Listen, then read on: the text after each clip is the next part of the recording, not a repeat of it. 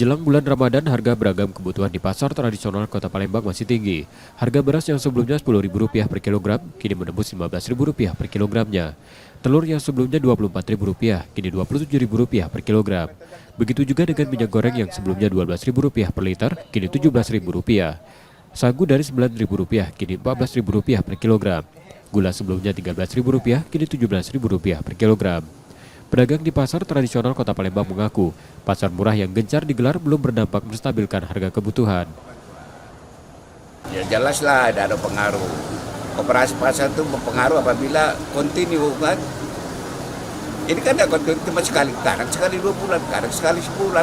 Supaya pemerintah memperhatikan masalah sembako ini. Soalnya sembako ini kan sensitif. Ini logika hidup. Orang tidak bisa hidup tanpa makan.